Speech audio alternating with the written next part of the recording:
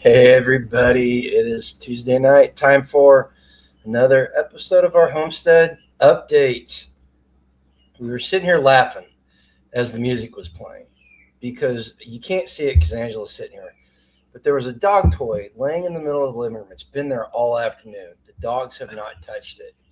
And as soon as I hit the button, Dolly was on top of it and squeaking away, just beep, beep, beep. And as soon as the music stopped, She quit. she quit. I think she likes the music. She passed out. She's in there laying on her side, passed out with the squeak. Well, there you could kind of see her. It's in her mouth. Yeah, the squeaky toy's in her mouth. She just kind of passed out. It's some very strange animals. But let's see who's here. Dana Les Prep was here first. She's listening for voices. Paul Robinson, ACM Homestead. How you guys doing? No quarter, only 2 days into the week, and what a week. Yeah, it's been a week, hasn't it? Jane Marie. Len, what's up, brother? Keep forgetting about, what do you say? About Sunday's videos, I have to watch the recording later. Half Bubble Off Plum, the best name on the interwebs. And Gregory Kissel. It's either Gregory or Susie. Both. Hopefully, you guys have had a good week since we saw each other, or last saw each other. I think it was a good week. It was a good week. It was a good week. The last couple of days, we had a long weekend because we were celebrating Juneteenth. The celebration of the Rosenbergs being executed for selling secrets to the Russians. That's why we celebrate Juneteenth. It's not. But so it had Friday off and had Saturday and Sunday. So we had a long weekend. I gotta be honest with you. There she goes. She just woke up. Okay, if you hear the squeaking, that's the dog. Plumber Mikey's in the house. Hey, yeah, but after having 3-day weekend, and we got a lot done around here. At least I did. Did you call him Plumber Mikey? Yeah, right there, Plumber Mikey. Plumber Mickey. Mickey. Mickey. Mikey Mouse, yeah. Mickey Mouse.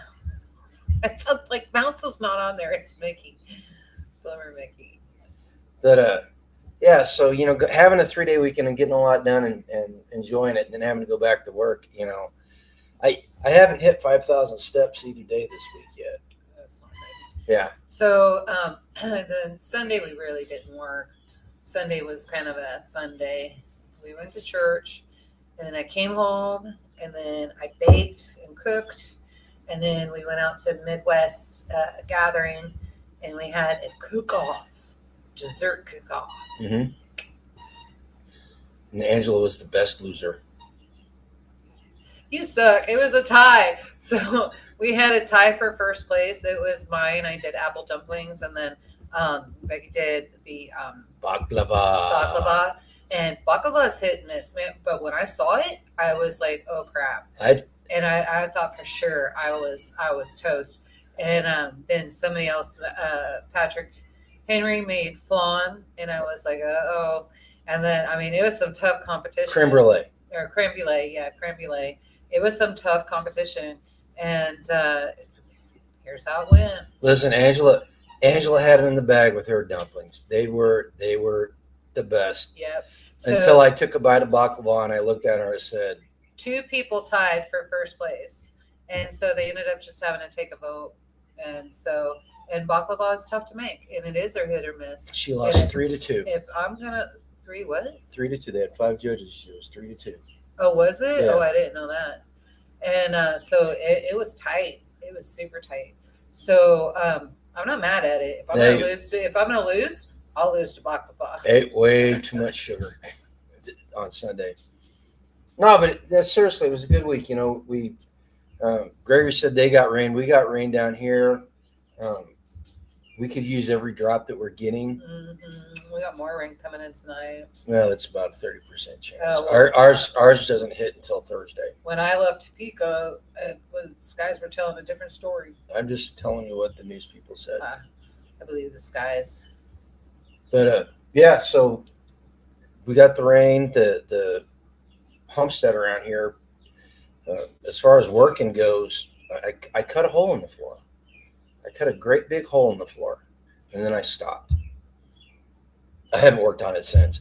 No, I opened up the back of the house. You run to Topeka to get all that stuff so you could work on it. You didn't do anything. What did I do Sunday?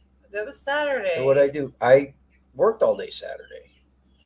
Went up. In fact, ACM Homestead came over and went and got some pallets for him. That was enjoyable. See, a lot of people know the secret around here. If there's a cooking competition to be had, I always make a practice dish first, so everyone shows up the day before because they get to be the taste testers. Oh my goodness. But yeah, so I opened it up, got in underneath the house. Good news is the part I'm working on now, I do not have to replace any joists as far as I can tell from initial inspection, which is good. That just means I gotta jack stuff up and block it. So I think you're getting too fat for that. Hey, look, you're being invasive. You're getting too fat for that.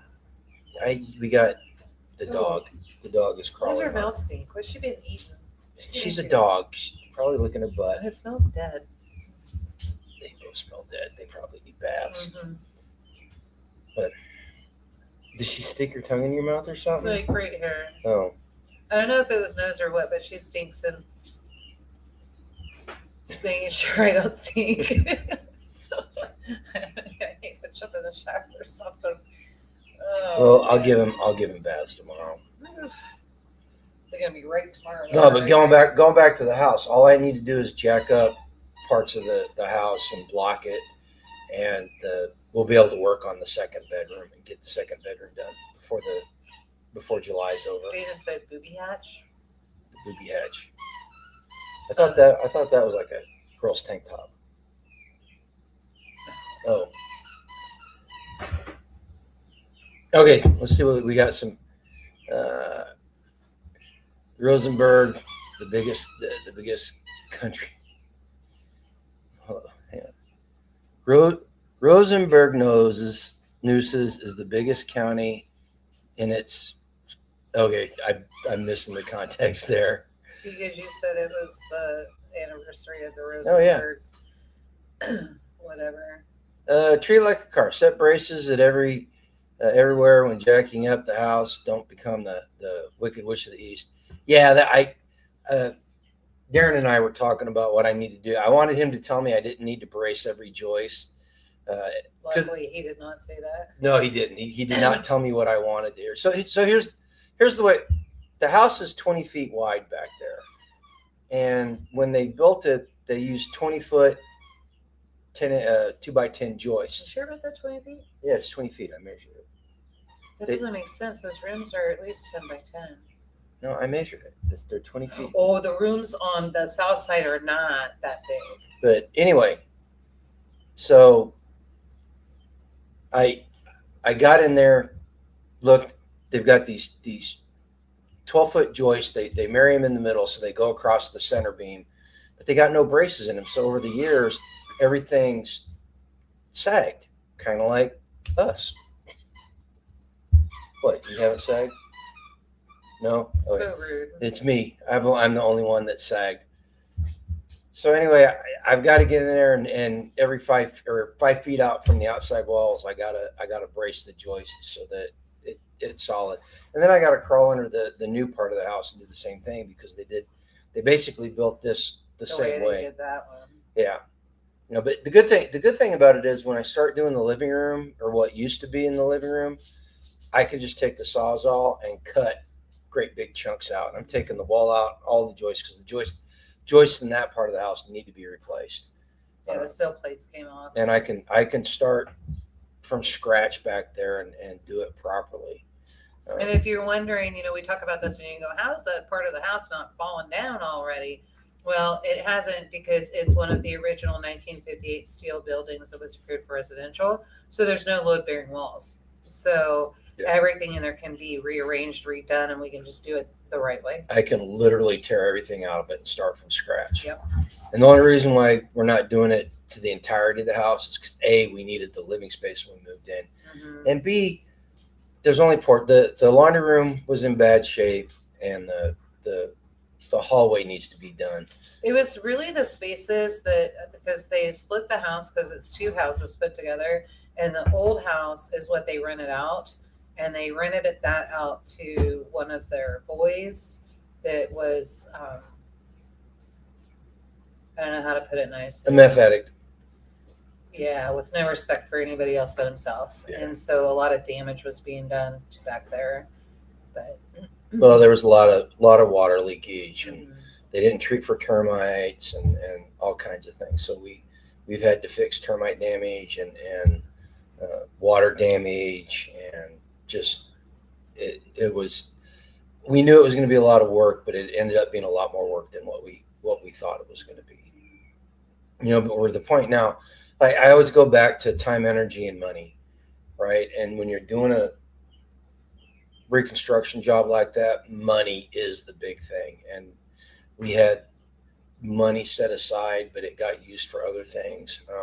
Well, no one was expecting the fire. Nobody was expecting, it was just one thing right after the other. Yep. But now we're in a position when you start working on that. Yeah. Actually, inside there, it's a wide house because it's 20 feet wide, but it's not a mobile home, so we can't call it a double wide or a trailer home, I guess is what it is. It's not a trailer home. No, it's a steel building. It's literally a steel building. Do you guys not have houses up in Iowa? It'd be weird if you don't. Well, it's not a house. Well, no, it's not a shop. Well, I mean, in the 1958, it was probably a shop. No, it wasn't a house. It's literally a commercial steel building that they turned into a house. Anyway, that's originally what those buildings were. And it's taken gunfire with no dents. It's taken a tornado with no dents. So we're keeping it. We're not tearing it down. They say it was the first house, first building of its kind to be. I have the news article. He left it with. Oh, did he? It was the first building in Kansas of its type to be certified for residential use. So. In 1958. So we live in a historic house. No, we don't. We're not playing that game with the county. This is not happening. No, we do not. County, leave us alone. As far as we live in a tin can. Yep, a very dingy tin can. A very overtaxed tin can at this point. I'm dreading getting it fixed. Seriously. You might as well go ahead and fix it because they're already charging us like it's done. So they're going to charge us more. Taxes and insurance. So all the new evaluations are getting done on escrow and mortgages and all of that stuff. And we've been getting a lot of calls about it. And here's the deal. So we have not shopped for, and I know that we did it out of loyalty and that kind of thing. We went with a friend's son who got us insurance. The fire is behind us. It's been 5 years. Mm-hmm. I'm going to start shopping for new homeowners insurance. I told you to do that. It's way too expensive. Apparently, we should. Well, and I knew this. We really need to be shopping every year. But we couldn't really because of the couldn't because of the fire. Because of the fire. But now we're far enough out. We can start shopping again. So we just got to find one that won't come take pictures. Not until after we're done. Shh, don't say that. So. But when we sell it, it's going to go as is. I'm not going to play any games. I'm not going to dump a lot of extra money into it. We'll be dead, so not a big deal. Well, I don't know about that. Of course, we sold the other house, as is, and look at how much we made off that. Yeah. Not too worried about it. So yeah, ridiculous right there, Paul.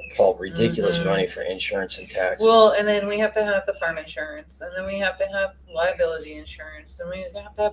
There's like a lot of insurance that we have to have in extra policies. And ironically enough, everything has to be over $1 million in insurance because God forbid somebody comes over and they're working on the farm and some farmhand does something stupid that they're not supposed to do. And then next thing you know, they would own our house. We worried about that with the lock that was, parked in our driveway, not working. Mm-hmm. I figured he was going to coming out of his door of his trailer and was going to end up all of a sudden workman's comp and all kinds of crap, even though he didn't do anything. So But yeah, so it's a lot. I want to see what I can dump, what I have to have, what I don't have to have, that kind of thing. I may just dump some of the insurance, liability insurance, except for if the animals get out on the road. We don't want that. Got assessor's notice last week, and the value increase just made me rich. They say. Right.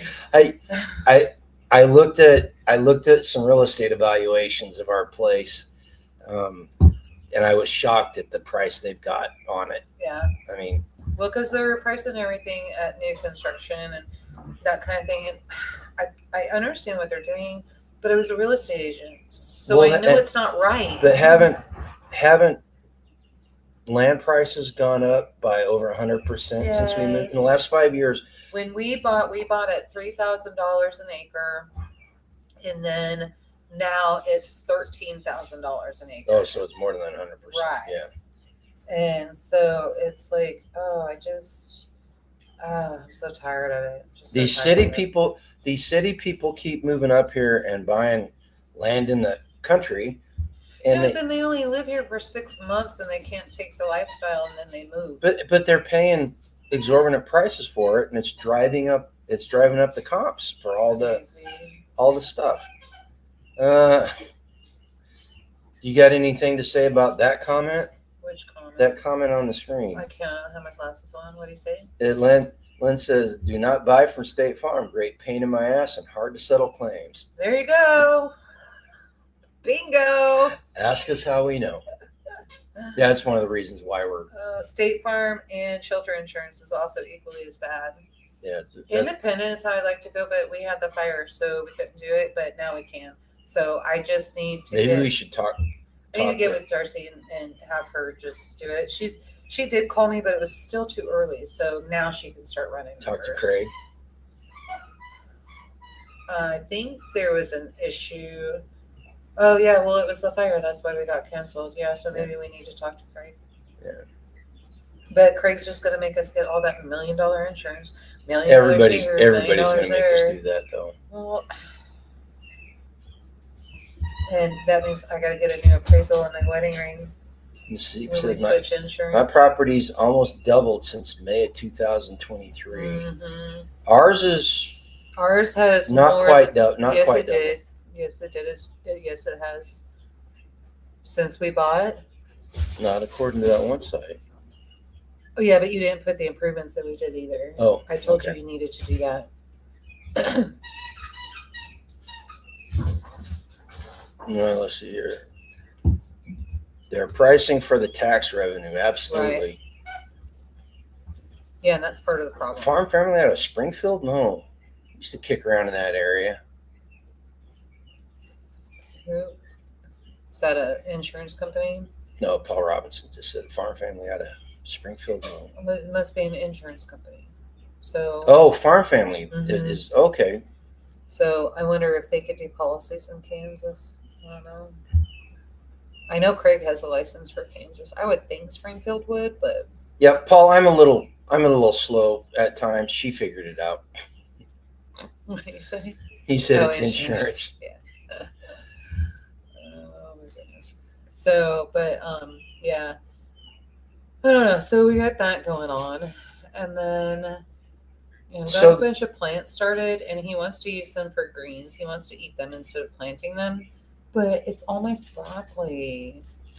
That's my broccoli. It's too late to plant stuff. It's summer has started. I don't think so. Gosh, can't we save some of them? I don't know. I'll try. I'll get some potting soil and make a little Just put them in the space. ground. Throw them in the ground. I can't out there. I can't put. Throw them in the ground. We'll shade them. I tried doing that with the other starts, and it's not working well because the dirt is too much. I need potting soil or good topsoil to get them in. I don't want to buy potting soil. To get them into the ground. Oh shoot! Look at my avocado tree. I need to get that out and get it in dirt. See in the baggie right there? There's a big stick coming out of the gallon bag. Will avocados grow here? Yeah, I had remember the avocado trees I had in Pleasant Hill? That all died? Well, why did they die though? Because the winters suck out here. No, because animals and that kind of crap. And then I didn't have a greenhouse over there. I've got a greenhouse here. It'll do fine. It gets cold in California. Len's going to be a slumlord on his own block. He's gonna rehab it on the cheap so he can get his tax assessment down. Oh, gotcha. That's a good idea. Then you can be a slumlord on your own block. That's I would do it. We were slumlords. Yeah, but we were absentee slumlords. That was part of the problem. Well, you were absentee. I was down there a lot working because I was trying to get the new windows in, and then trying constantly with the plumber and constantly with this and that. So we had this weird thing there. It was in Joplin, and for some reason the same sewer lines ran from house to house to house, and there was a family with young kids that kept throwing diapers, washcloths, and baby wipes down the drain, and it would always catch because our house was the turn. Yeah, our house was the last house on the line before it turned and went into the main line in the street. So the kids are constantly calling. They're like, "We're backed up again." I'm like, "Oh my God, what are you guys putting down there?" They're like, "Nothing." It was our son. He's like, "Mom, nothing. We didn't do this." And I'm like, "Oh," because I'm thinking college kids. I'm just gonna go beat them. And but then yeah, it really wasn't their fault. So as soon as the kids said, "Hey, we're buying our own house," I said, "Sweet," and we put it up on the market. Yeah, Gregory, we're learning the same thing. What's that? That it's hard to get affordable farm and ranch insurance. Yeah, it really is. And I said, how are all these people from third world countries that don't even have food and tons of humanitarian aid and other aid going to afford to go to the World Cup? Well, it's not the people that are coming across the border illegally that are coming to watch the World Cup. It's the people that are, I don't know. So it's a mixed bag. It's a mixed bag. One of the things you may or may not know. So I can't remember if it was Sports Illustrated who it was. One of the sports people that were reporting.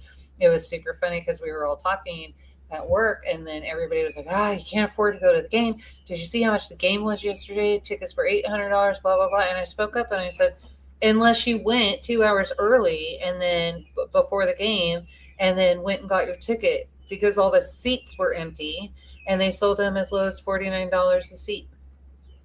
At Arrowhead? At Arrowhead. $49 a seat. $49 a seat, I would have went. And then that's when everybody turned around because they know how I am. And they're like, "Did you go?"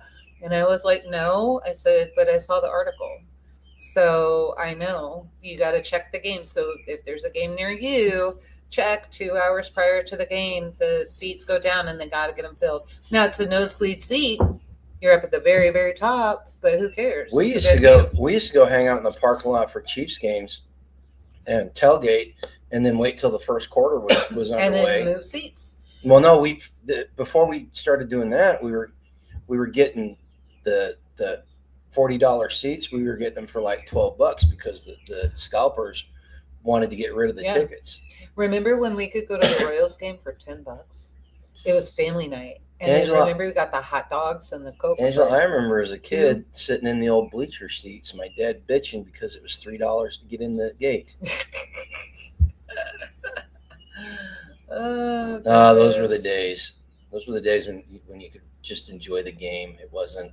Yeah. It wasn't like a financial expedition. Look, Anti thinks I'm joking. No, really, Anti. Seriously, 2 hours before the game. Check it out. There was a whole article on it. And so, man, I wish I could remember. So I don't know how it is in the other cities, but they way oversold the World Cup tourists in Kansas City. Hotels are mad. Airbnbs are mad. Well, and the old school Airbnb people, the people that have been doing Airbnb for a long time, are really ticked off because everybody and their brother put something on Airbnb. And Mundo was saying that there was like 1,000% increase in Airbnbs in Kansas City. And here's the backfire from it. We actually had an Airbnb. We were scheduled to leave in July to go on vacation. And if it was cheap enough, we probably would have kept it and then maybe just tried to go as a family. And because we enjoy it out there, it's beautiful. And we probably would have went ahead and gone. But it was so expensive, and a lot of it because Airbnbs drove up the price. We were both like, no, let's just save the money. And we canceled it. So we decided we'll vacation somewhere else, maybe go visit my cousin or something like that. And we don't have to worry about it. So we just went ahead and canceled the whole thing. We had a nice cabin and all that stuff out there. Kids were going to stay with us and we were going to have a good time. And kids were feeling like, we can't afford gas. And I'm like, well, okay, we get that. Even though we would pay for their gas, they didn't want us to do that. And so then I was like, well, we'll just cancel. And so it was nice reprieve, really, actually, when we did it. And we got all of our money back. And then they wanted to know, why are you canceling? And I said, too expensive. We're not going to go. Had it been a price that we had paid a year ago, 2 years ago, something like that, that would be different. But no, not at these prices this year. Not going to happen. So a lot of people are getting mad everywhere.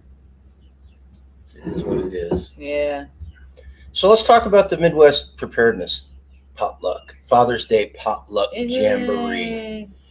So I see you have your little box to show what you want. Well, it was sitting over there, and I was like, I might as well show them. Okay. Well, no, okay. So what happens is Midwest Preparedness Project. They've got 2 chapters. They got one in Topeka and one in They have Leeson. several chapters. They've got 2. They've got 2 right now. I wish Bobby or somebody was in here. They've only got 2. Maybe they had applications for 5. But anyway, before I was rudely interrupted, they have potlucks every month, quarter, I think. every quarter. Okay, so every quarter, and the one for this quarter happened to fall on Father's Day, so they did a Father's Day thing. So we went down there. Even if it wasn't Father's Day, we still would have went. We still would have went because we had a book that needed to be delivered that somebody bought at the festival. It didn't show up. But Garen sold it. So I sold the book. So I got a book for it. It's just not here yet. Yeah, it's not here yet. So anyway, everybody got together, and Patrick had that he wanted to do karaoke so bad. Oh, he wanted you to sing so bad with him. Yeah, I sang with him. That wasn't going to happen. So anyway, what they do is we sang Sweet Caroline. They have guest speakers every month, and so the ones that we've been to, they had a holistic medicine doctor, and they had what was the other one? Anyway, so this Dr. Tracy. So this last time, Dr. Tracy is a doctor of plants. Yeah, a biologist basically. So this time they had the owners of My Honey's Kitchen. And if you don't know who My Honey's Kitchen is, it started out a lady in Gallatin, Missouri, was doing freeze-dried food. In fact, she started after we did. The first place she started selling it at was the Midwest Preparedness Festival. Actually, the same time we did. She started a year after we did because we'd already done. Well, we were selling it at Perry Lake. Did she start at Perry? Did she go to Perry? She did start at Perry Lake. Did she start at Perry Lake? Anyway, super nice lady. They really good quality food and all this stuff, and we really were encouraging her and everything. Yeah, because she was more of a soccer mommy food. Yeah. Like granola bars and that kind of thing, and I'm like, that's not going to work here. And I said, that's more soccer mom stuff. That's more trail hikers. You're looking at preppers here. That's not going to work. And so she came over to my booth and I showed her everything. And I'm like, this is what you need to be doing. And it took off for her. She did. They were running more of a business than we were, or she was. Well, she had all of the cottage license and that kind of thing in there. And so she was actually able to get into stores and do all that. Mm-hmm. I had not had the time nor the facility. So she had a commercial kitchen and she had a building separate for all of her She had a restaurant. She literally had she had a restaurant. Oh, I didn't realize that. And so she had the ability to do all of that and 30 freeze dryers. I did not have that. And so, but it went gangbusters for her. So she's still doing the cooking. Yeah. So it's still the same recipes. We have a lot of people that go back and forth, but she hasn't offered to buy my recipes. Plus, I don't know that I would sell them because I'm getting ready to publish them. So, not sure how that would work out. And Ty, the bonfire stores should be closed down. I didn't realize that link was still in there. I moved. It's a new link, isn't it? Well, I don't know. I may have copied from an old video when I put the links in the description. Oh, gotcha. But yeah, the spread shop's the one where we're selling all the T-shirts at. Bonfire, the quality of Bonfire just wasn't there. No. It was good place to start. Spread shop's really good quality. Like you get what you pay for. I am so impressed with my sweatshirts. And even the t-shirts, they're so soft. So anyway, back to the My Honey's Kitchen. So, but she had to pull back, so she shut it down. There were a couple of guys here in Kansas that were like, "Hey, let us buy the My Honey's Kitchen," and so they bought it. She's still doing the cooking for them, but they're doing all the marketing and selling and doing all that stuff. It's they've got a really good setup, and it's going really well for them. And they did a really good presentation. It was funny because the presentation the guy gave was like 90% of everything that I used to say whenever I was giving our so we spiel. gave him the other 10%. Yeah, and we were like, since we're not doing it anymore, we want these guys to succeed. Yeah. So I'm like, yeah, you need to tell them about the sodium and all the commercial stuff, and do this and get into the trucker market. And he's like, I never thought of that. Yeah. I almost told him about the freeze-dried breast milk idea. No. That was a terrible idea. They don't have the freeze-dried. That was a terrible idea, and I got ripped off. She never paid me for that. Yeah. And that was a coworker of his. Shame, shame, shame. Yeah. Well, as a family of coworker of mine. Anyway. Well, it was the coworker that initiated it, so it's the coworker that owes me. Anyway. So yeah, but they gave a good presentation, and there were people in there that did not know about freeze drying, so they learned. But they had some extra time because they started a little bit later because it was Father's Day, and so they asked me to speak.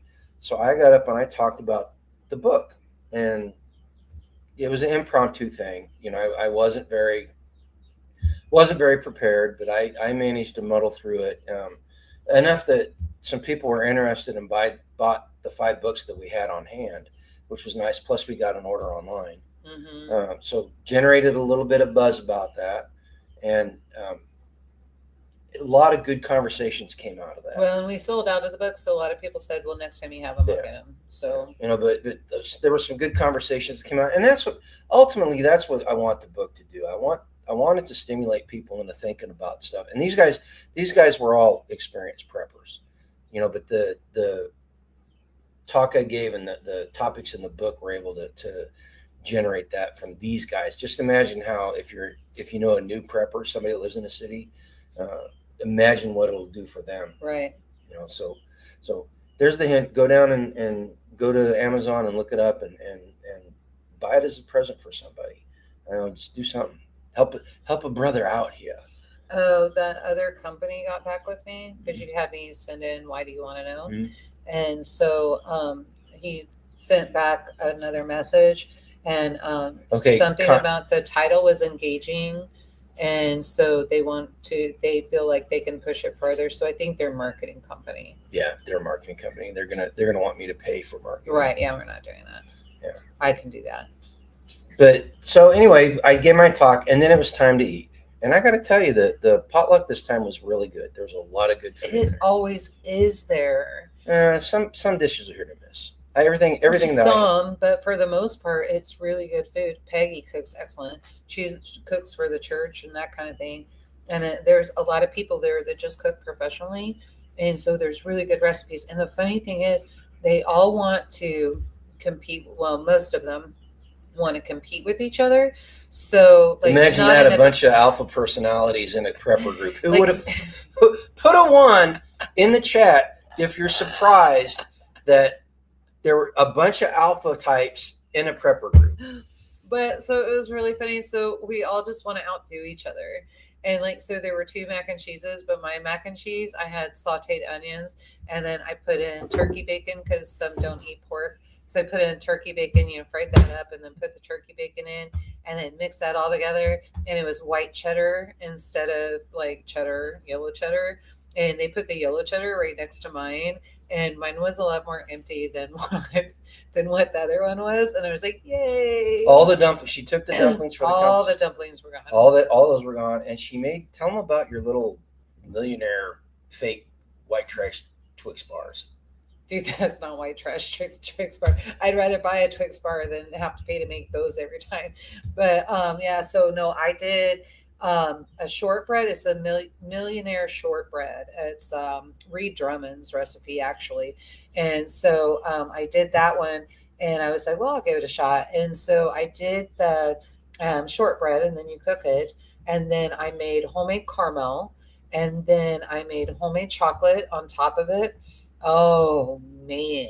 And then you put the flaky salt just on top so that it's there. It's like a Twix bar on steroids. It is really really good. They were very delicious. Yeah. And very so delicious. there's just a few left in the fridge, and Kieran's like, you have to get these out of here. I don't want to eat anymore. You have to get them out. Take them to work.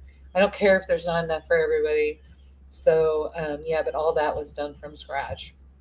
So that was really good. So most of those disappeared, and I had a big 9 by 13 sheet pan full of those. So it was exciting. I felt really good about it. So, Oh, you're watching on Rumble, aren't you? There, Anti. oh, you forgot to take it off Rumble. Well, I forgot to update it on Rumble. Yeah, you have to juggling all the different channels. Yeah. I got to tell you, her desserts. I worked so hard Friday, Saturday, and part of Sunday that I was able to eat those desserts, and I still lost weight over the weekend. I put over 15,000 steps in on Saturday or Friday. I put 15,000 in on Friday, Yeah. and 9,000 in on Saturday, and 9,000 in on Sunday. Yeah.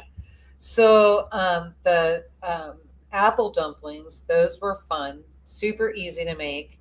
I made a mistake. That's the way it always works. I made a mistake, and the mistake that I made, everybody fell in love with. They chose the apple dumplings over the millionaire shortcake, and so I mean it across the board. And so I was like, holy smoke. And I'm like, okay, well then I'm just gonna make it this way. So I twisted that recipe, and it just requires some more cinnamon and a little more sugar. And so the two things that make everything better.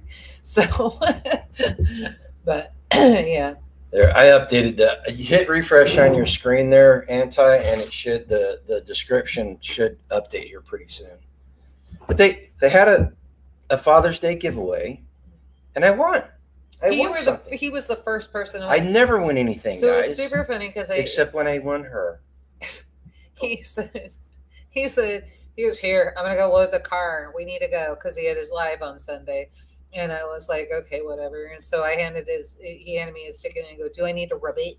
Do I need to put some good luck on it so that you can win? He goes, I don't care what you do. And so, I didn't get goofy or anything, but I had touched it and had to move it and that kind of thing.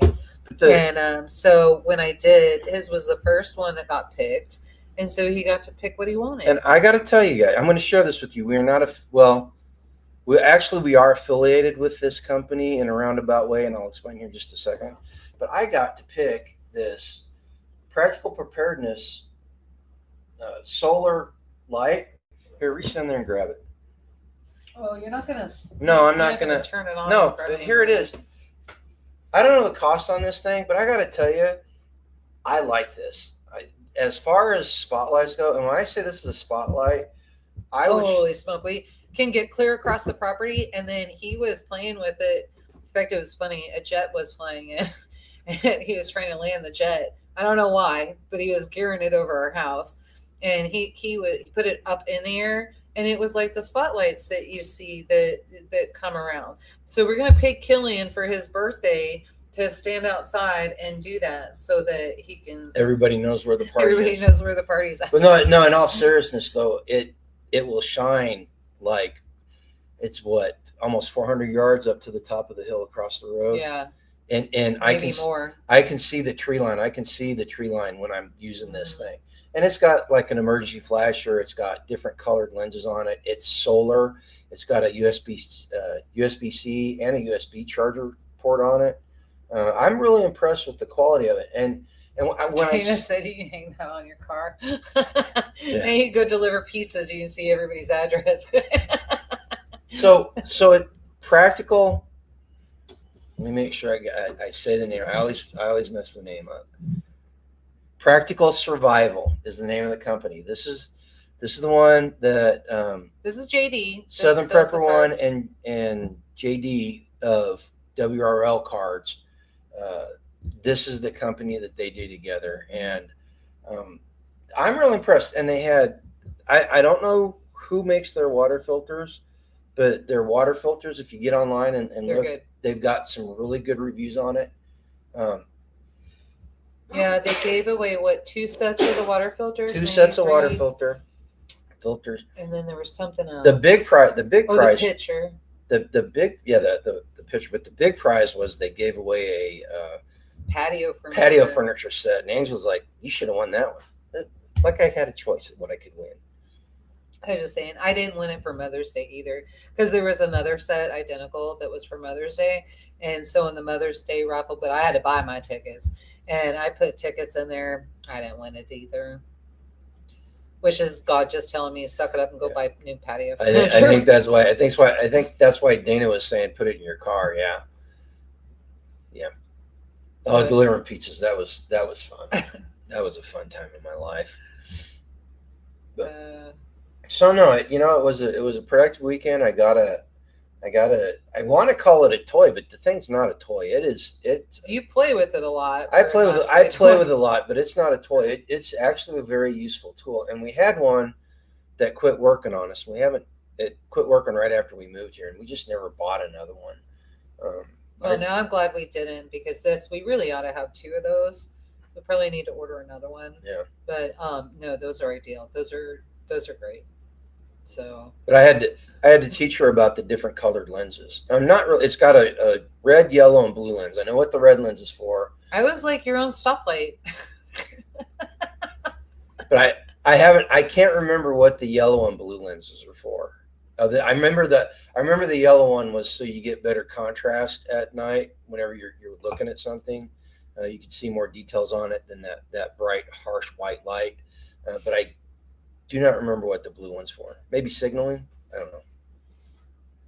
What are you doing? Monster is like digging her paws. Her paws are dry. Yeah. Put them on my skin. Rechargeable LEDs. Yep, there it is. There's the link for it. Nice. Here's the deal. The practical survival and WRL cards. JD's just he's been so supportive of the channel when we were doing the lives on a regular basis, and he still is. He still is. Yeah, he's still supportive. Any time, like if we want to do a giveaway, JD's like, yeah, do it. I have never. Just send me. All I want is addresses. Don't even ask for permission anymore. Just send me who wins, and I'll ship it. Yep. But I have not heard anything bad about the products that they sell. I'm impressed. Now I'm going to say this is not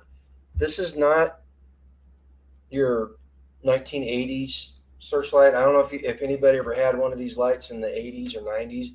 They were big and clunky, and you could use them as a weapon if you had to, a club. Explain this one to me. Why? Might have a bubblegum machine. Yeah, following him. A police officer. That's a bubblegum machine? I'm assuming. But they don't like people shining lights at people's houses. Oh, okay. Yeah. Gotcha. Yeah, I could see that. That's why when we were roaming around Lake of the Ozarks, shining the light into the rich people's houses at night, it was. Oh yeah, that would be bad. No, I could see that. Surely he was only looking for an address, not shining it in people's windows. No, whenever we were down at Lake of the Ozarks, Cookie's husband and I got drunk. And I did not know you guys did that. Would cruise around on the lake, shining the bright light into people's windows. I did not know you guys did that. Old CB slang. Okay, now she's going to ask, what's a CB? I know what a CB is. I've talked on a CB. Did you have a handle? I did, but you're not going to want to hear it. It wasn't like a real handle. It was me and my cousin Rebecca. We got into her dad's truck. We had a family reunion. Like everybody was over at Vicky, or not at Linda. Should you be airing out these things? I think I've told the story before, and Becky and I laugh about it all the time anyway. And so we got down in the truck, like in the floorboard, so that nobody could see us. And we got on. We were talking to the truckers and just teasing. We were just teenagers, like young teenagers, like doing stupid stuff. Yeah, it was dumb. Were you being slutty? Well, no, it was just no. I bet the truckers thought you were, because truckers are a bunch of pervs. Probably. So yeah. I made the mistake of getting on CB channels like 5 or 6 years ago, and I was appalled at the way people behave on that now. It was bad in the 70s and 80s. It's about a million times worse. Oh, I haven't been on now. I haven't been on in, gosh, how long have we been married? Yeah, I haven't been on in over 35 years. So, yeah. So there'd be that. Okay, so we are about 46 minutes in. We've covered. That's really all that we did this weekend. Just a lot of work around the property. I mowed for the first, completely mowed, and I got my weed eater back from the shop, and I weed eated for about 5 hours and gave the place a haircut. That's one of the things. That's one of the things that amazes me about this place is that when it's mowed and clean cut and everything, actually looks nice now. And I found, I keep telling you guys I'm going to do a comparison video, and I haven't. And the reason I haven't is because it gets better and better every year. Because if I did a comparison video, I'd have to go and take stills out of a couple of videos that I did 5 years ago, and it's a pain in the butt. I found the old Zillow listing. They've still got the original pictures on the Zillow listing, and they show some of the main things. I'm just going to pull the pictures out, and I'm finally going to do this for you guys because I just like the way it looks now, even with all the work that still needs to be done. I mean, we still got the big trailer out back, and I've got the big wood piles that of construction stuff and trash that needs to be burned, and I've got the 10-ton pile of metal that needs to go away, and the barrels and so there's still a lot of work to do. But even then, I mean, it looks so much better. I mean, there's times when I'm actually like, okay, this is nice. If I could keep the turkeys from crapping on my deck on a regular basis and had decent pillows on the stuff because the dogs weren't ripping them apart, I could sit out there and enjoy a bourbon in the evening like I used to. So Gregory was Breaker 19. Breaker 19. This is you don't remember who Rubber Duck was? Oh, CJ McCall. Yeah. And then Smoking in the Woods. I can remember that. I can remember CJ McCall as the person that sang that, but I can't remember other things. This is bad. Yeah. What's up, Farmland Forest? How you doing? Running late. We're just wrapping up the update part of the evening. Yeah. Because it was just, but it's nice. It was nice. I still haven't finished that run. I need to get that done. Coming this week, we've got somebody coming in on Friday to shear sheep. He's trimming too, right? The hoof trims come with the shear. Beautiful. But there's a couple of sheep that do not need shearing that need hoof trims, so I'm going to pay the extra. I think it's like $10. It's $8. $8. That's fine. Yeah. So I'm going to drop $300 on it, but somebody else is going to be doing it that knows how to do it better than I can. We just got to get everybody done. This is going to be a very wet year, and it's a dangerous year for hooves not to be done. Mm-hmm. And then the humidity from it being wet. With that thick of wool, that's going to be dangerous, and we just need to get ahead of it, get it done, and get it knocked out. Those long-haired sheep can literally get mold underneath their coats. Yeah. So we'll get that taken care of, and then get that done, and then we have some that we're thinking we need to get butchered, and we got some goats. I was looking at some of the goats, picking out which ones I want. I'm like, are you a boy or are you a girl? Because you only want to roast the boys, right? Right. So I was like, oh, I think I see a wee down there. So let's go ahead. We'll take him. He's pretty big. He's modest. I think it's going to give us enough meat. I was kind of shocked. The male sheep, the rams. Male rams are ready to go. We'll see what they look like. Well, no, there's five. The 5 young ones that were born in December are getting really big, and they are obnoxious. Because I got that Randy Lake coming back out now. Yeah. Once I started filtering out that Katahdin and getting rid of that crap. And so now we got the Randy Lay back, which is the best meat. Hands down. Don't care what anybody says. And I would make lamb chops that people swore were pork chops.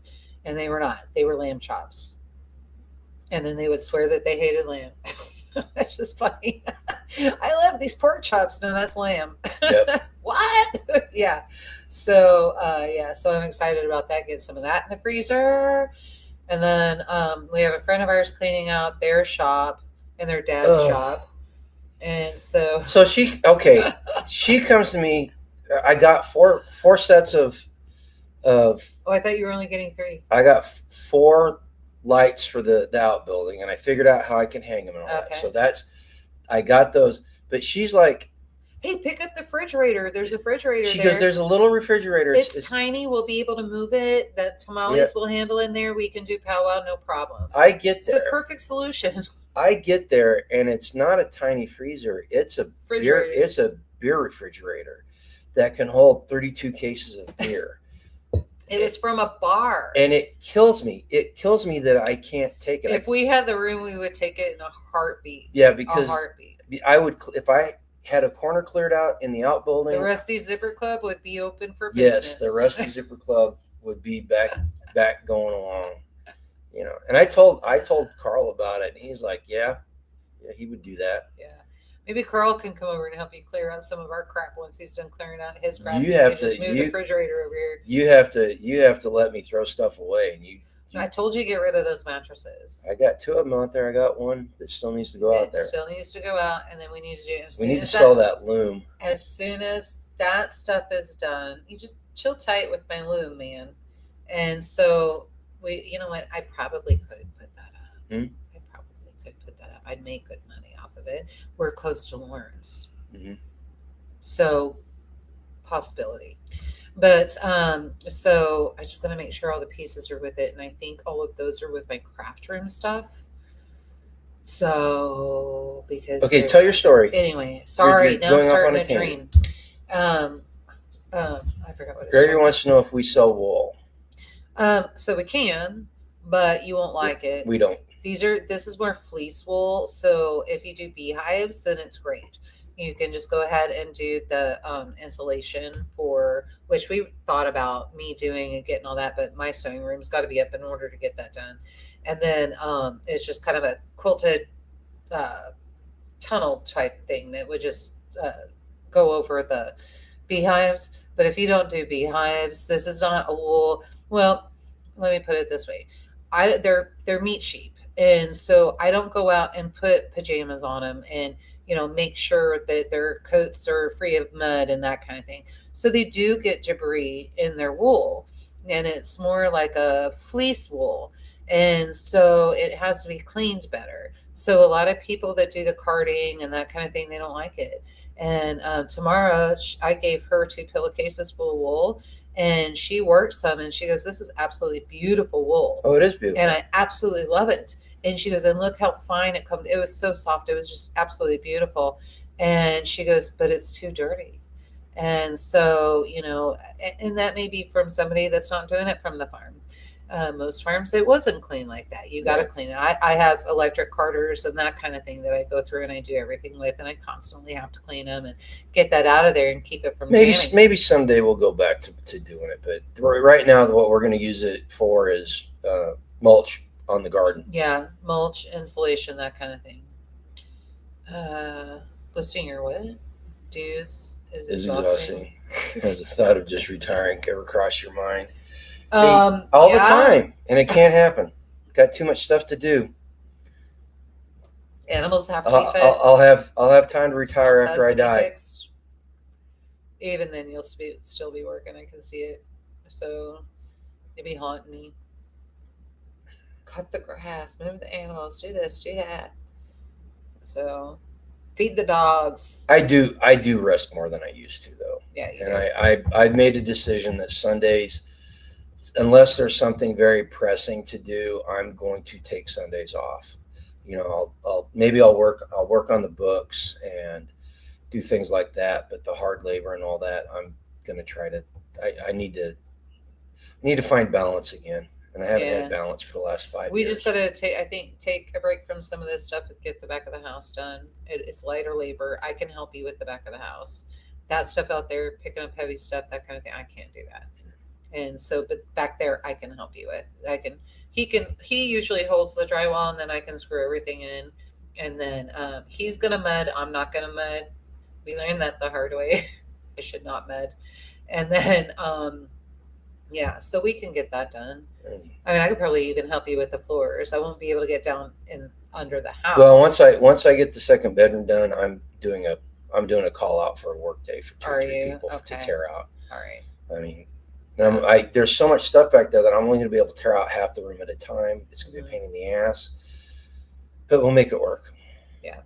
So anyway, so once we get that done, literally half of the shop will actually be empty because that's furniture in there that's supposed to go to the back of the house. So I'll be able to switch that out, and then he'll have his shop, and he'll be much happier. Things will be dry and stay together and not have to be worked on all the time. And I'll be able to actually do maintenance that needs to be done. Right. Yep. I want a polar bear what? Polar bear loincloth. I don't know. You go. I've never seen that. If you can find a polar bear wearing a loincloth, go for it, man. That's polar bear loincloth. With fur. Polar bear fur. Oh, I'll send you a pillowcase full of fur. Make it yourself.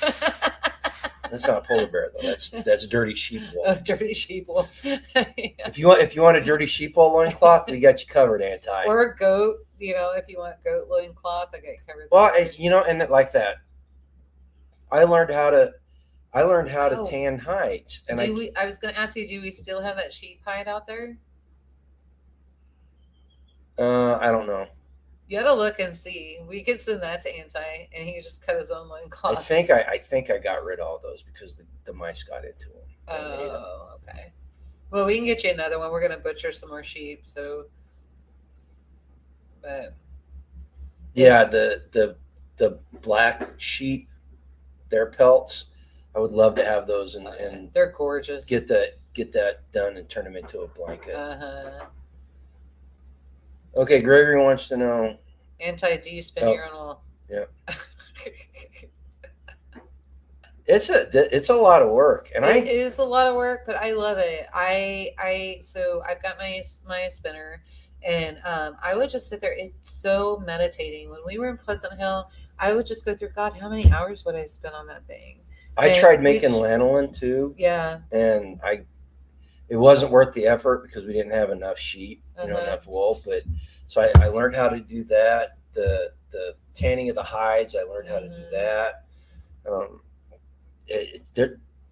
I'd like to get eventually to where we're using every bit of the sheep. Yeah. In fact, when we are going to butcher a goat here sometime in the near future, and we're going to use as much of the body as possible. Yeah. I saw the Jamaicans that were out here butchering that sheep. They literally burned the hair off the goat head, and that's all soup.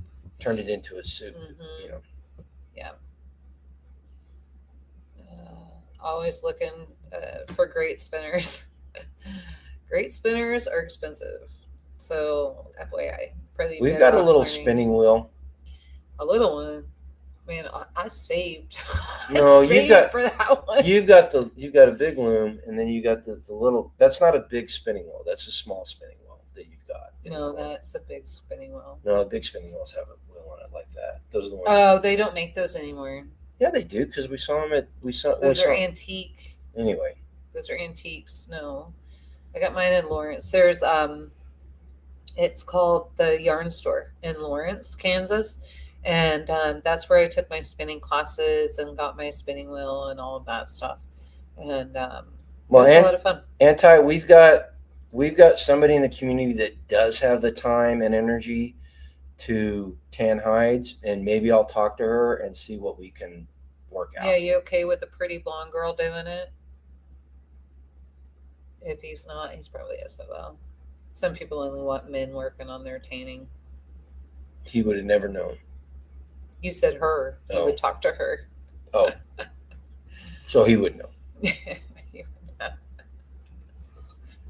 I want to get one of the sheep hides, the really woolly ones, and make like the Viking Sherpa or the Sherpa jacket. Yeah, the Sherpa vest. Cape. Yeah, that would be nice.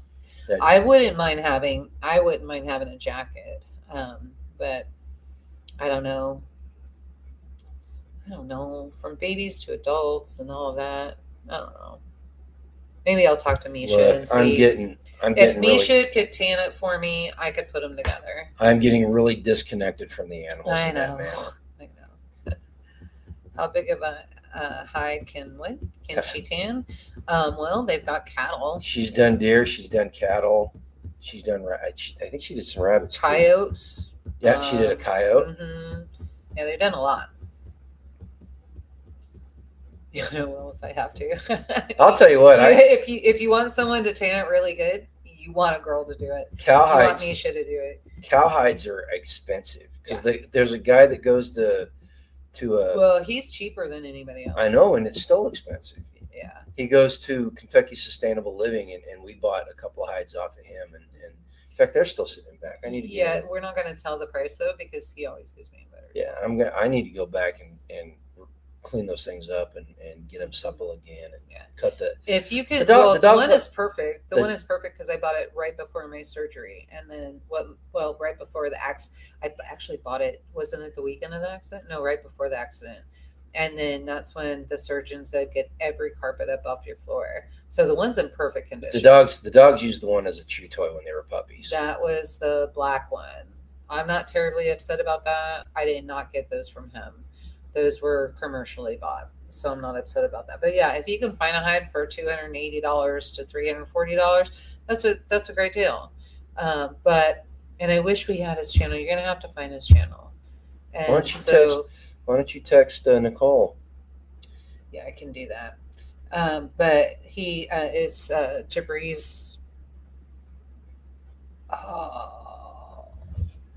I want to say it's Jabri's Leather Works, but I'm not sure. I'll have to look it up. I'll find out. I'll text Nicole and then get that information, and we'll get him up here. You guys will love it. And he'll do custom. Him and I were actually talking because I wanted to know the way he was doing some of his hides. He was doing like platters and that kind of thing. And I was like, hey, you know what would be really cool? Do you think you could put me together a charcuterie board out of that? And so he was going to kind of play around, but we had our accident and I haven't seen him since. Bruce Jabri's, that's it. That's his name. And Gregory, I can ask if she can tan a hide that big and if she'd be up for making a deal with you. Yeah. It's hard finding tanneries because you guys, a little bit of history here, okay? So prior to the Obama era, there were about 300 commercial tanneries in the United States, and a bunch of smaller operations. But these were big operations. And the Obama EPA, they passed a lot of regulations, and there's speculation that they did it on purpose to run the smaller tanneries out of business. But there's only like 6 or 7 commercial tanneries of any size in the United States. There's one on the East Coast that, I mean, they've got like 200 dryers and machines that they do the things in, right? But they pass these regulations because the runoff from the tanneries can be kind of toxic. You know, they use a lot. Everything that Misha does is by hand. Yeah, it's all natural. And so, Gregory, we will get in contact with Misha and have an answer for you. We'll email you and try to introduce you two together. If I remember correctly, it's DEBRIES. If I remember correctly, but I'm not sure that's the name of his company. No, that's his name. I'm not sure either, but I think it's Jabri's Leather Works or something like that. I can't remember. So I can go through my stuff and see. I probably have his business card. But yeah, no, Bruce is a great guy, really nice guy. And so, but we'll get with Misha and then figure out what we can do. Where is them living? Are they in Kentucky or are they in Tennessee? I think they're in Tennessee. Okay, all right. So 6 one way, half a dozen for you, Tennessee or Kansas. Yeah. So no big deal. Yeah, again, it's DEBRIES. I think. We used to have his card. I know we do. I just don't know where it's at. So now we're in and we're just babbling now. Yeah, you ready to? Yeah, I got some stuff I want to talk about. All right, good. I got some stuff. All right, I am sore and I need to get out of this chair. All right, y'all. Be at least 10% better tomorrow than you were today. You do dishes while you're. listening? No, because I was too loud, and Oh. so because you said I was being loud, I was a loud dishwasher, No, and you said I that's had because you issues. talking and I was you make it sound like my dishwasher's broken. okay. So it was jokes like that. I'll wait. Alright. How come these are here? What? The air freshener. I don't know. I could Yeah. have sworn those were under the sink. You had them out. Everybody's saying night. No, I know. Well, thank you, Lynn. And you know what? The last Tuesday, just by accident, putting something in that was tied into that got me thinking. I've got a part of what we're going to talk about tonight is the same thing. It's not the same thing, but it's tied in with the lesson from Sunday, because there's just not enough time on Sunday. Well, let me rephrase that. Time's not the right word. I don't feel comfortable talking about my personal opinions about politics and all that while I'm doing that anymore. On reflection, I should not be doing that. So anything that's personal or anything like that, I need to separate it and do it at a different time.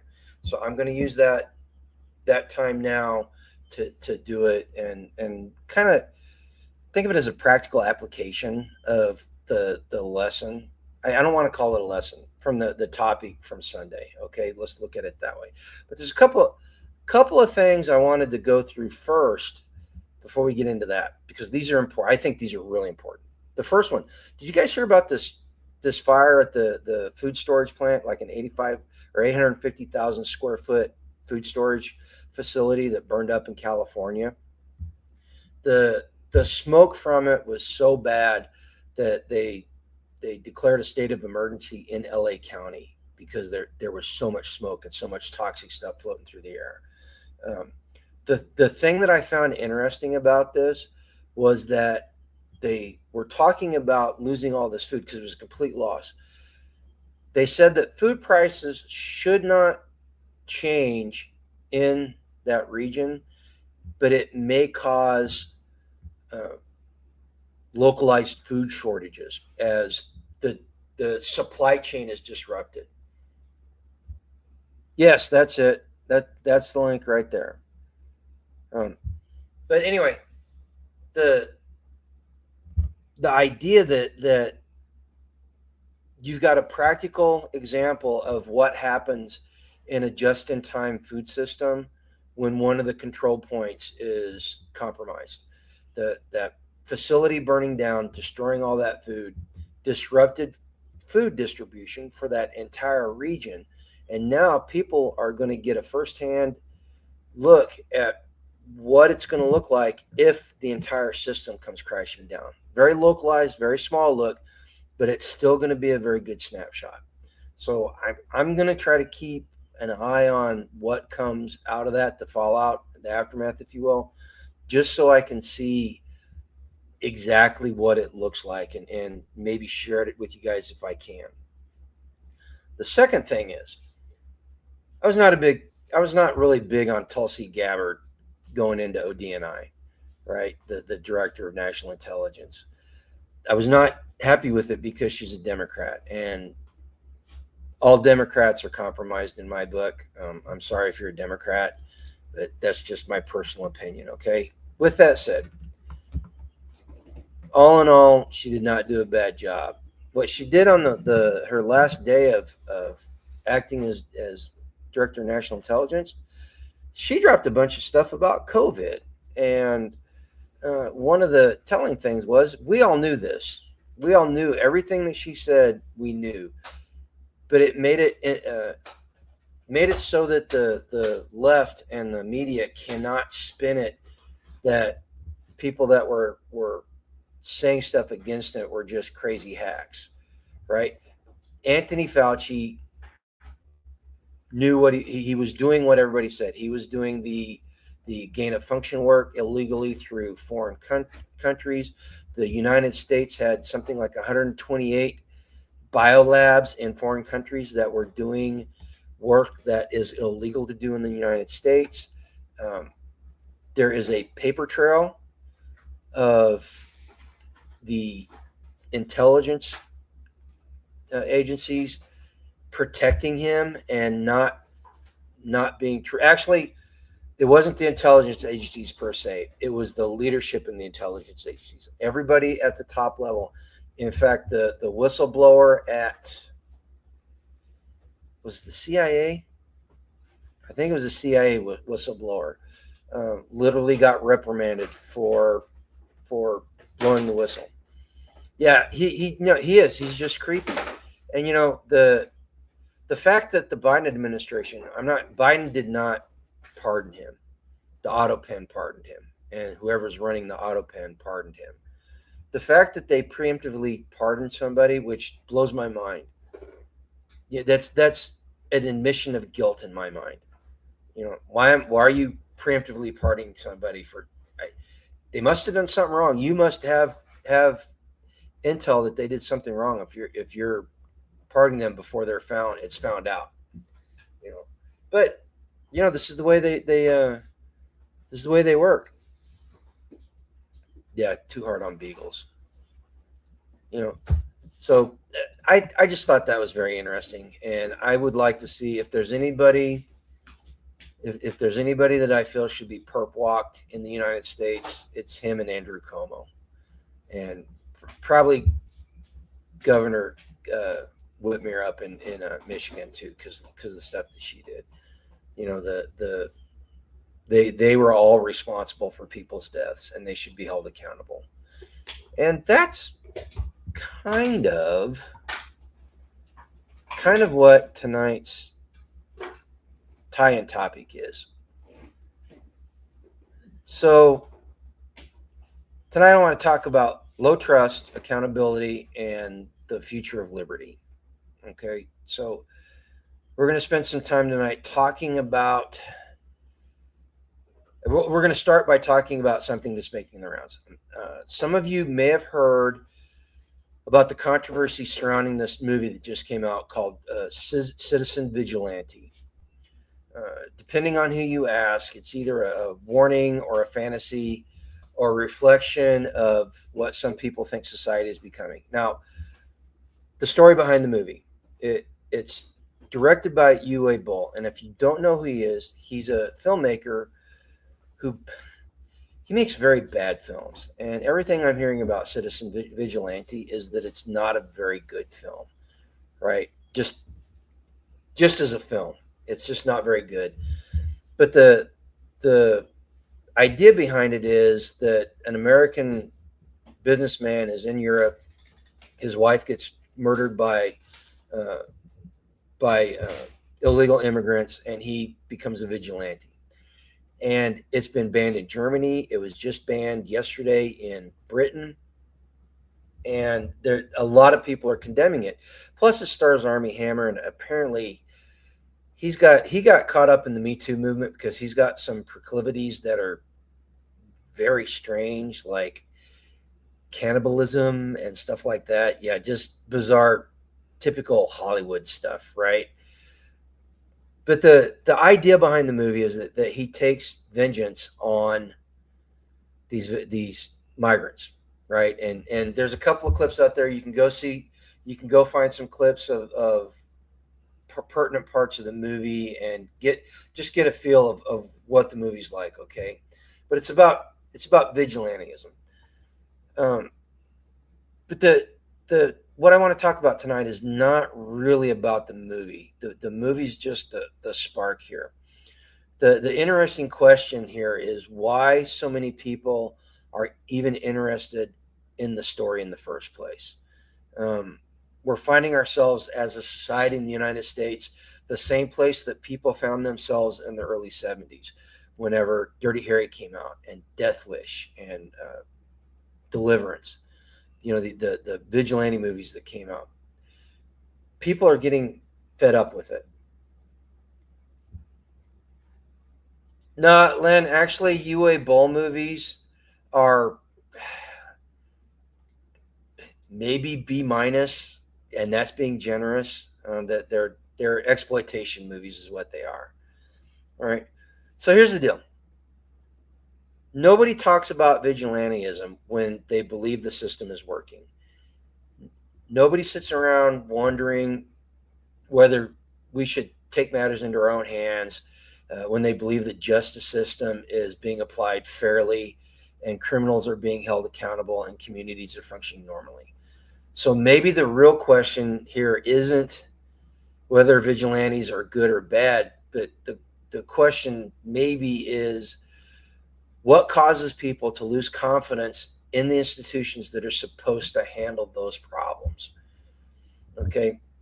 And when we start pulling on that thread, you end up right back with the ideas that were in session 3. The main topic tonight is about trust. And trust is one of the most overlooked foundations of free society. I told you about the egg stands around here and how low trust it is. And that's what got me thinking about this. Okay, so let me ask you guys a question, all right? How many of you have seen one of the roadside farm stands where people leave the eggs and the vegetables and the honey and the produce sitting out with a coffee can for money?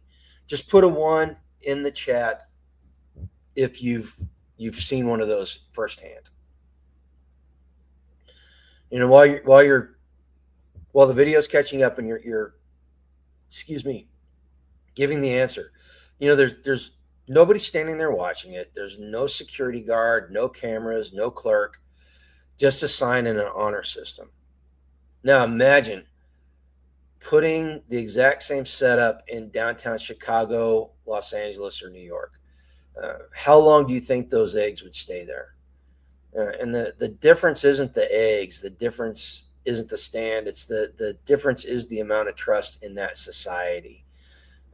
Trust is one of those things that we rarely think about until it disappears. Hey, Kat, you want to stay down? In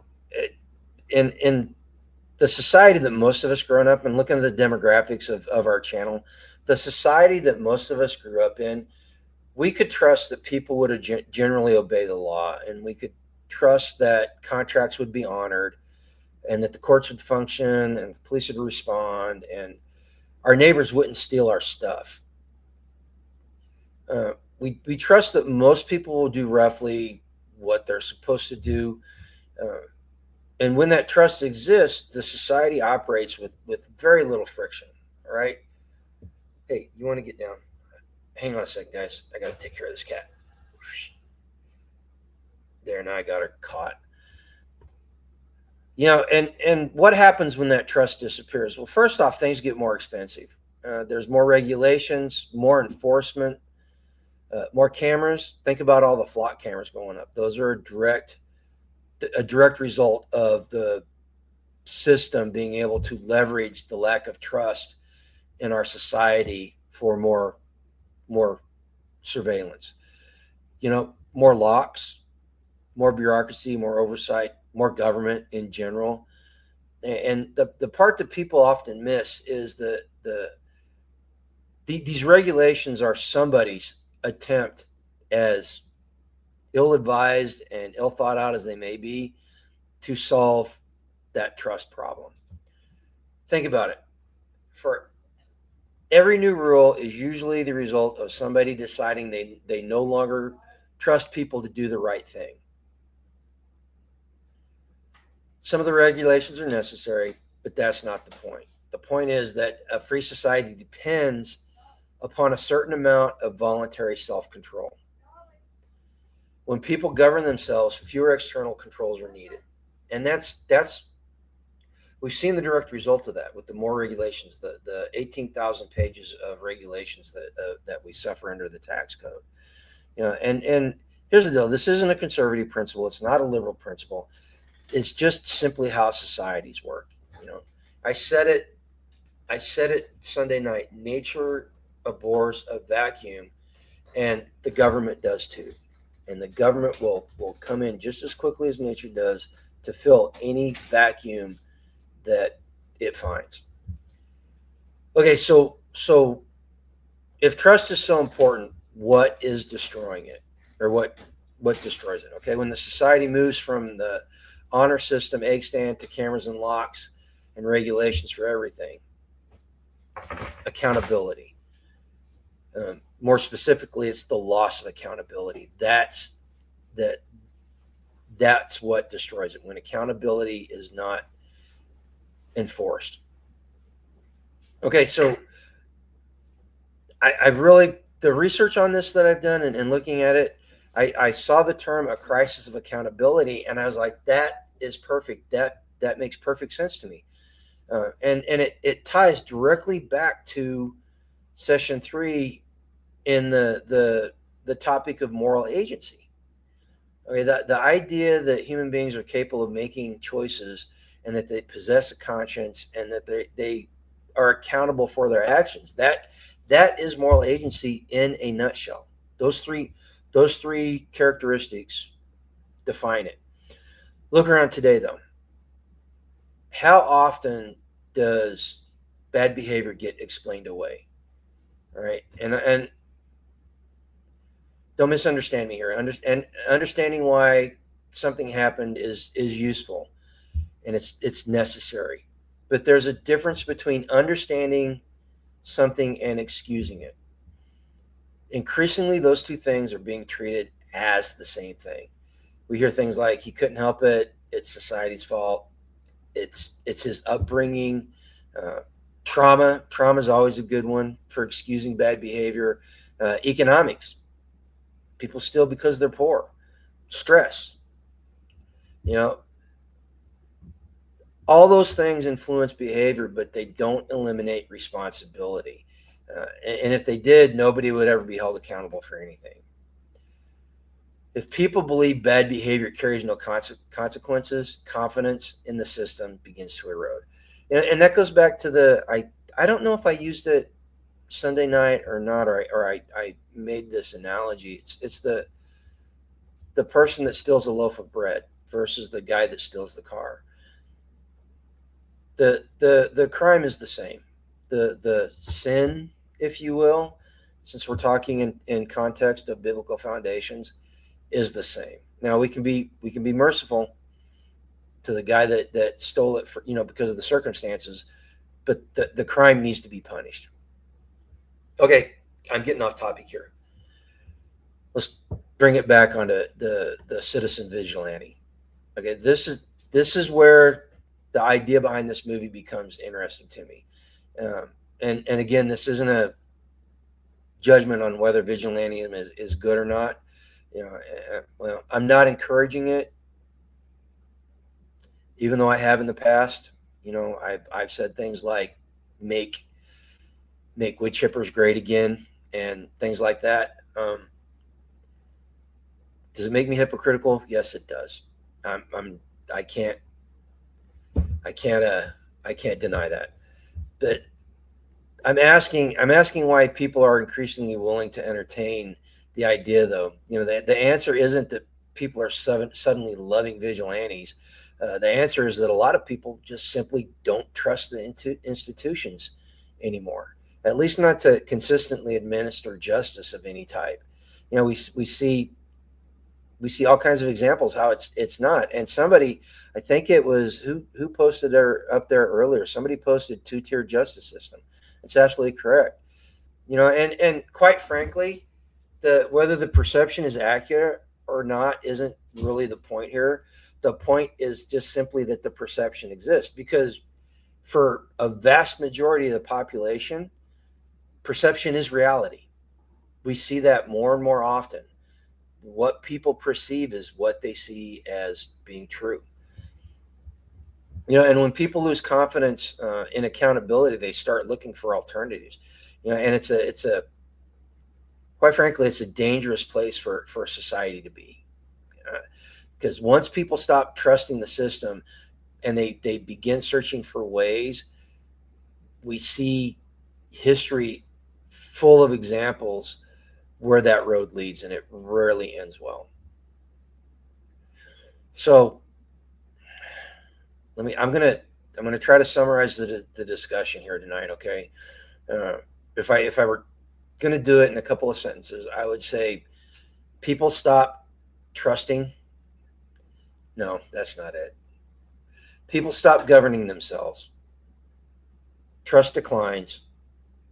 Regulations increase. Government expands. Liberty shrinks. There's the five things. There's the five things that are the outcome of lack of trust in society and lack of accountability. And it becomes a cycle, right? We talk about the pendulum swinging left and right as far as control and no control. And that's that cycle. That's part of that cycle here. And this is why what we talked about on Sunday night matters so much, because self-control has declined, regulations have multiplied, and people's consciousness have started to weaken, right? And the coercion that comes from the majority, the coercion that comes from government, all this grows, and it has grown, and when that virtue disappears, literally, liberty becomes increasingly difficult to sustain. All right. I gotta quit saying all right. I noticed that I was going back and looking at last week's video. I'm gonna break out last week's talk about tribalism and put it into a breakout video and post it like late on a Saturday night for people that are just cruising around looking for strange things to listen to. I'm gonna do that with this one too. At the end of the day, the solution isn't found in a movie plot. It's not found in Washington, D.C., and it's not found in some new law. The solution starts where it's always started, with the individual. As I say, on top of the grass right there under your feet. It starts with the individual, and then it goes into the family. It goes into the, I'm going to say this. This is probably going to be controversial. From individuals to families, it goes into churches, and churches is where we see this virtue. And I'm not talking the liberal rainbow churches, the social gospel churches. I'm talking people that really believe in the Bible. It gets into these churches, and then from churches it disseminates out into the community. That's one of the reasons why we should be good stewards. If you're a believer, we should be good stewards, and we should try to be good examples, because people see the way we behave. And at the end of the day, when people choose responsibility over excuses, and integrity governs over inconvenience, and discipline rules over impulse, and truth rules over tribal loyalty, self-government starts developing long before the actual government does. All right. In a free society, no, I don't want to say that. If our free society is going to survive, it will survive because enough people are still willing to govern themselves. And if there's any call to action that I have tonight, go. If you didn't watch Sunday night's thing, and I realize I'm not the best presenter here, but go back and watch it and think about what I presented in this series on natural rights, moral law, and the upright citizen, and try to put that into practical application. In fact, I think I may do a video, the 5 characteristics of a functioning society. I may do that. I may just do a short video with that in it by itself, just so people can see it. But if we want the country to change, it's up to us. We can't vote our way out of this. The alternative of resorting to violence is not a guarantee of success. We got extremely lucky in the American Revolution. We very easily could have gone the route that the French Revolution went and eaten itself and ended up with a dictator. And the problem we're facing now is that because of the way society has eroded, trust has eroded, accountability has eroded, integrity and discipline has eroded, we could very easily end up with a dictator. And no matter what the left says about Trump, he is not a dictator. He's not doing anything that no other president has done. But we could very easily get one, and that outcome is not something that I relish. Okay, well, listen, guys, we've been at this for an hour and a half. I'm feeling good. I'm not running too late. Last week I went a little too long, and I was starting to get muddle headed and tired, and so we're going to call it quits tonight. I hope you guys found the talk tonight interesting, thought provoking, maybe, hopefully entertaining. Hopefully it brings you back.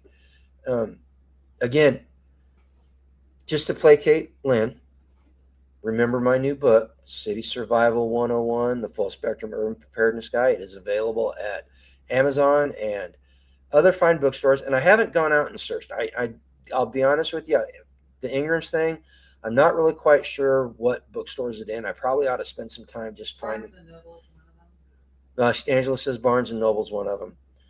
You can go hit the link if you're on Rumble and YouTube. You can go to the link down in the description because I did update Rumble, and go to the Amazon link. I'm trying to put the QR code out there so that people can scan it if they want to. No. Lynn says it's about time that I pimped the book out. Listen, guys, in all seriousness, I haven't sold a lot of copies, but again, new author, I didn't market it right off the beginning, but I'm getting really good feedback from people, and that makes me feel good. It makes me feel like it was worth it. Paul says he wants a signed copy. Well, come out here for Midwest Preparedness Festival. We'll get you on, or send us your email, and we can sell you a copy, get it signed, and get it mailed to you. If you're in person, it's a special edition of the book. Oh yes, that's something else. That's something Angela and I are working on. So I showed you the author copies that I got from the publishing company. I'm trying to buy more of those because they are a much nicer book. Now, we're not going to be selling those any place except festivals in person. But they're much nicer, much nicer. And those are $30. Yes, and the author's copies are going to be $30. They're signed copies. They are paperback. Quite frankly, I think it's worth it. I honestly, the price, I'm comfortable on the price, and this is coming from somebody who's a complete cheapskate. Right? No, I haven't put it. I haven't put it on the general store link yet. I've been going back and forth about putting it in the store. I just something doesn't sit right with me doing that. Kind of like I'm abusing people at that point. You need to do that. Okay, Angela says I need to do it. I will. And then let me know for Paul. Paul is a viewer that has been extremely supportive with you in every single series that you have ever done. Okay. We will make an exception for him. Well, look at that, Paul. You've impressed Angela. She says we can mail him an author's She says that you can get an author's copy. Now you're going to make everybody else feel jealous. Well, and everybody else going to have to run out and buy an author's copy. I'm still working. I've got some left. I'm still working on trying to get more in stock. They are special order, and it takes 6 to 8 weeks to get them in once the order's made. Anyway, but you guys, thank you for being supportive. If you want to continue supporting, help yourselves and go hit the affiliate links. Really good people. I still need to do something about the Frizz Life link. I need to somehow announce that properly. Most importantly, guys, go out and put what we talk about into action. I've started saying this more and more often. We need to be evangelical. And by evangelical in this manner, I'm not talking about from a Christian standpoint. I'm talking about evangelical about modern self-reliance, food independence, building community. Those three things will go a long way towards fixing what's wrong in this country. All right. And if you say you don't have anybody near you, drive someplace. drive someplace and meet people. Okay, go to a festival. Find somebody that's doing. Find somebody that's got a Midwest preparedness chapter or a Kentucky Sustainable Living group or any other. You know, maybe we need to do that. Hey guys, before we get off here, I just thought of this. Why don't you go into the comments?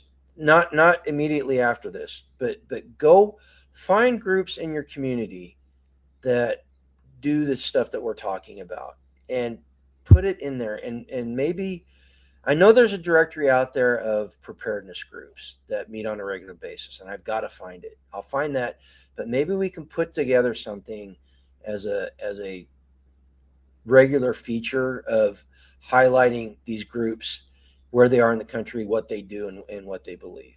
And we can set up that group once everybody does that, and have it where everybody can put that on a calendar in your new website. In my what? New website. Oh yeah. Oh, that's a good idea. We'll put it on the Full Spectrum Preparedness site once it goes live. Yeah. Or no, the website's live, but the content's not on there yet. Okay, guys, listen, I'm rambling.